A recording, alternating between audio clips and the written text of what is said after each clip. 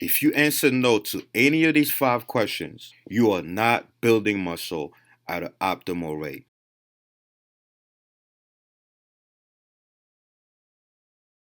Hey guys, what's going on? Megan here. Are you building muscle right now? This very second, as you're watching the video, are you maximally building muscle? That's the $1 million question, guys. That's the question everybody wants to know. I always said if someone wants to be a billionaire, come up with a technology that allows people to figure out if they're actually building muscle at a high enough rate, at a maximal rate, right this second. Obviously, we have the technology, but it's very expensive. You have to be part of a study. You have to go into the lab and have to use one of many different methods to measure the rate of protein synthesis. But can you imagine if it was available to the public where anyone during any time of the day can just get up, do a quick test, and in less than 30 seconds figure out exactly what their rate of muscle protein synthesis is? That would be amazing. Because at the end of the day, building muscle is simple, guys. Is your rate of myofibular protein synthesis higher than your rate of myofibular protein breakdown? Simple, right? I hate when it's overcomplicated. I hate the bullshit that the fitness industry keeps spewing time and time again in order to either get you to buy new shit, get you to buy new supplements, or get you to keep coming back.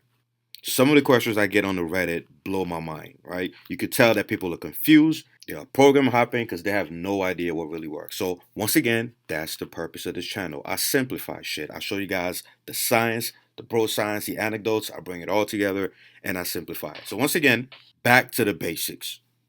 Keeping it simple. If you answer no to any of these 5 questions, you are not building muscle at an optimal rate, at a maximum rate. It's that simple. You might be building some muscle. In fact, to be technical, we are always building muscle, right? The body's constantly moving between protein synthesis and protein breakdown. So, to be technical, even a person who doesn't lift is building muscle. The reason why they don't change is because the rate of protein synthesis and protein breakdown are roughly equal, right? So, we're talking about maximizing muscle protein synthesis.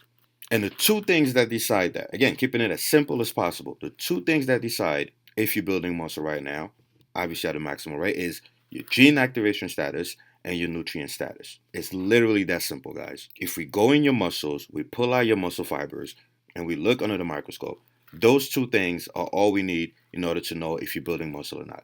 The gene activation status of the cell and the nutrient status of the cell, right? Gene activation as in, are your anabolic genes upregulated? So androgen receptor, serum response factor, IGF-1, mTOR, P70, S6K, your myogenic genes, satellite cell, you name it, right? The degree of activation of your anabolic genes and the degree of activation of your catabolic genes. Obviously, you want your anabolic genes upregulated and your catabolic genes downregulated. So that's myostatin, the glucocorticoid receptor, FOXO, you name it. The goal of building muscle is to upregulate number one and downregulate number two. If this is upregulated, protein synthesis will be up, and if this is downregulated, protein breakdown will be lower. The result, you're going to have a net increase in myofibular protein synthesis. We can talk about mixed protein synthesis and all the other stuff, but for now, let's focus on what really matters, contractile tissue. So myofibular protein synthesis. The second thing, again, your nutrient status, right? For your cell to build muscle, obviously your body needs the amino acids. I just put protein, but it's really the amino acids, including the essential ones, the ones that your body has to get from your diet. Obviously water.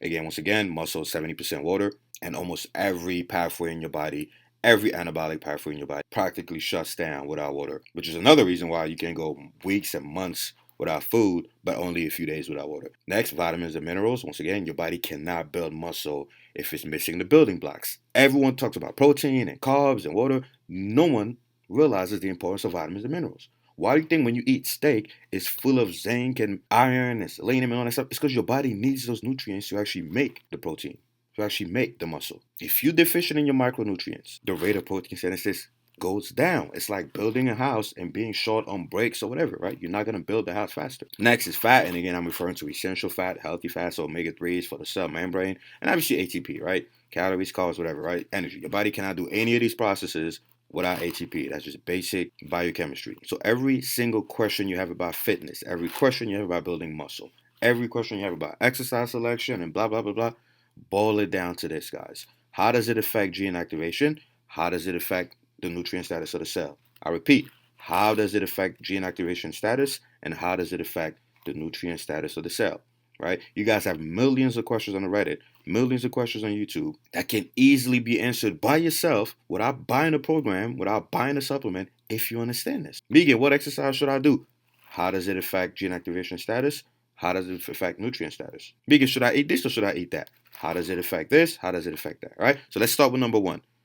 To know if you are building muscle right now as you're watching this video, did you eat a high protein meal, again, high quality protein, in the last 3 to 5 hours? If you haven't, no, you are not maximizing the rate of myofibrillar protein synthesis if you have not eaten a high protein meal in the last 3 to 5 hours, right? And that's simply because the spike in myofibrillar protein synthesis that happens after you eat peaks around the 2 to 3 hour mark, depending on the source of protein. Obviously, if it's fast digesting like whey protein, it's going to peak like around the 2 hour mark because it's going to take about an hour for your body to digest it, right? But after the 2 hour mark, it's heading back towards baseline. It doesn't have to go completely to baseline, but it's no longer at its peak, right? So even with the fastest digesting protein source, which is whey protein, by the 2 hour mark, the rate of myofibrillar protein synthesis is no longer maximal, right? So bodybuilders were not fucking crazy when they used to eat every 3 hours, right? That's what I keep telling you guys. The science eventually catches up to the bro science. Not all the time, but most of the time, right?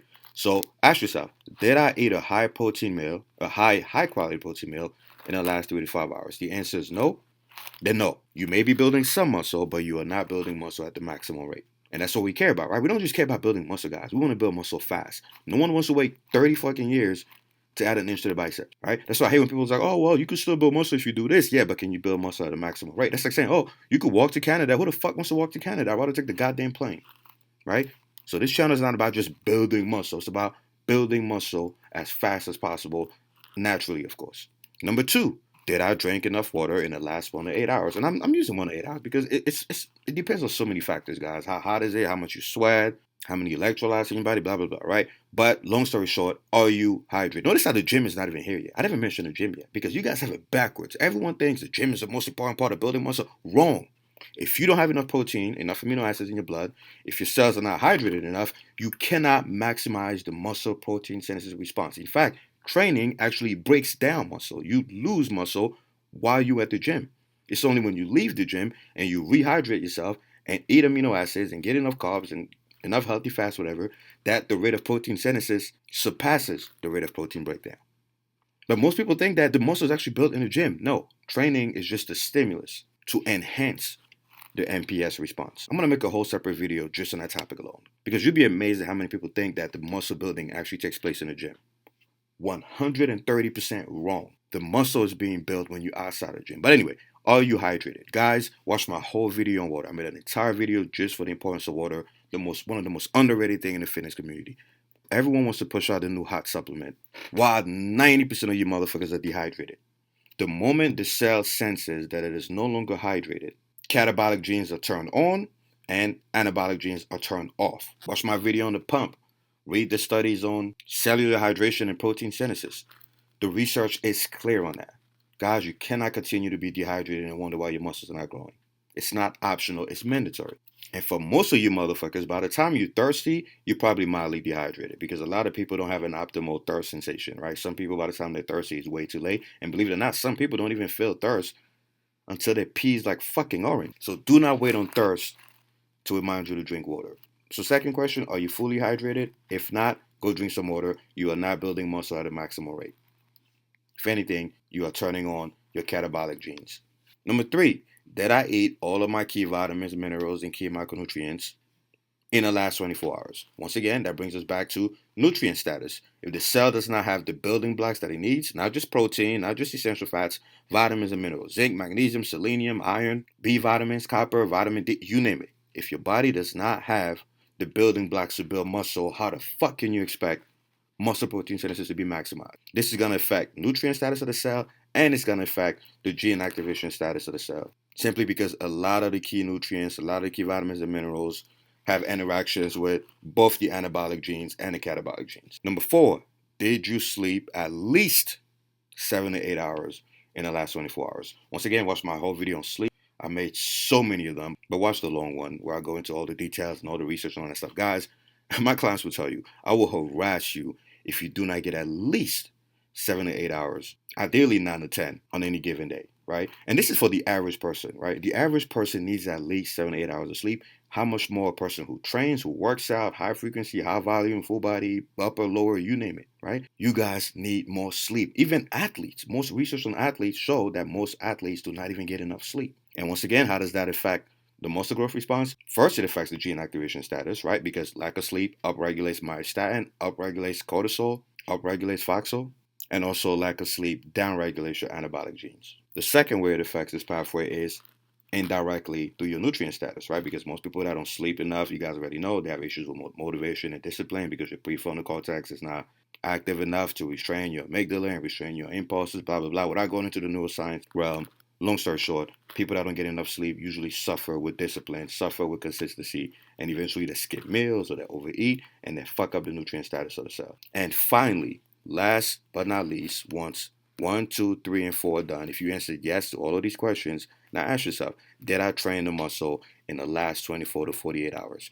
What do I mean by train? Obviously, did you recruit your high threshold motor units? And did you exhaust them? So 3 to 5 sets of 5 to 30 reps with an RPE of about 7 to 10. The RPE is lower than 7, then chances are you're not close enough to failure, so you're not recruiting your high threshold motor units. And obviously, if the RP is 10, I don't really recommend 10 RP of 10 unless you're doing like side laterals or calf raises, something that's not really fatiguing.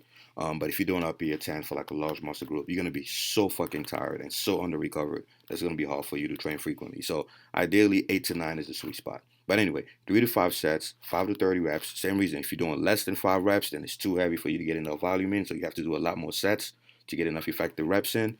And if it's more than 30 reps, chances are the burn is so intense that you're probably stopping way short of failure, right? So somewhere in the middle, did you do 3 to 5 sets of 5 to 30 reps with an RPE of somewhere between 7 and 10, right? In the last 24 to 48 hours. If it's been more than 2 days since you hit that muscle, the muscle's not fucking growing, right? It's growing a little bit, but not at the maximal rate. And once again, you guys know the science is clear on that. Every study done on the time course of muscle protein synthesis shows you that the peak happens in less than 24 hours. And if you've been training for a long time, then it's way less than 24 hours, right? Now, your tendons might take longer to recover, right? If you did way too much volume the day before, then you might need more time for your central nervous system. Or if you created too much muscle damage, that might take a long time to go back to break even. But as far as muscle itself goes, within 24 to 48 hours, the muscle protein synthesis response is back down. So look at your chest right now. Look at your leg. When is the last time you trained it? Has it been more than? If you're a beginner, then that's fine. You could train it every 2-3 days, whatever. You've been training for more than a few years, or more than a year. That spike in muscle protein synthesis that you get, that window, is back down to baseline. It's back down towards baseline if it's been more than a day. So if you answer no to this question, no, your muscle is not growing at a maximal rate. Or the other alternative is, are you taking PEDs, right? And I put more than 150 milligrams of test. Some people need more, some people need less, depending on how sensitive your androgen receptors are, or your sex hormone binding globulin content, or your genetic polymorphism, blah, blah, blah. But you get the point. If you're getting more than 100 to 150 milligrams of test per week, after you factor out the weight of the ester, chances are your rate of protein synthesis is higher than the average person. Probably not going to be maximal, but it's definitely high, right? Because remember, guys, the average person is lucky to make 10 milligrams of test a day. Most people make somewhere in the middle between 3 and 10 milligrams of testosterone a day, so somewhere around 6 to 7 milligrams of test. So if you're getting 150 milligrams of test injected into your system, then you're making way more than that. Just divide it by 7 after you remove the ester weight. And yes, you can build muscle if you're on high doses of steroids, including TRT, because for some reason a bunch of clowns are making it seem like TRTs are not steroids. It's fucking testosterone, guys. But anyway, if you're on high amounts of testosterone, high amounts of PEDs, yes, you can build muscle even while sitting on your ass. The literature on that is fucking clear, right? In fact, that's the reason why steroids were invented in the first place. Steroids were not invented for bodybuilders. They were invented for ICU patients who were stuck in bed and couldn't move. Burn victims, cancer patients, HIV patients who were just wasting away. These are the people that steroids were invented for. So steroids make you grow even if you don't do anything. So don't let nobody tell you otherwise. Obviously, if you train, then obviously the response is even higher. But anyway, guys, conclusion, how to know if you're building muscle this very second at any time of the day. Ask yourself these 5 questions in that order. Did you eat a high quality protein meal in the last 3 to 5 hours? Yes. Did you drink enough water? Are you fully hydrated? Yes. Did you eat all your key vitamins and micronutrients? Yes. Did you sleep at least 7 to 8 hours in the last 24 hours? Yes. And lastly, did you train that muscle with obviously high enough volume, high enough effort, in the last 1 to 2 days, depending on how long you've been training, or are you on massive doses of steroids? If you answered yes to these questions, then the answer is yes. The muscle is most likely growing at a maximal rate. But if the answer to any of these 5 questions is no, then you are not building muscle at a maximal rate. It's that simple. Anyway, guys, that's it. Hope the video helps. See you in the comment section, and don't forget to join the Reddit, where we have most of these conversations. Alright, guys, don't forget to like or share the video, subscribe and hit the bell, and buy my HSP Nucleus Overload Training Program. It's the ultimate program for maximum muscle growth. It includes full body workout splits, bro splits, push-pull, home workouts, you name it. Also comes with a complete guide for macros, nutrition, fat loss, muscle growth, hormones, including a meal plan. It's pretty much all my 16 years of experience condensed into one fucking book. You're also going to get free copies of any future edition. So visit team3dalpha.com and you can use the 40% off coupon code Nucleus Overload. Or you could just buy the shit at full price. Alright, guys, I'm out of here.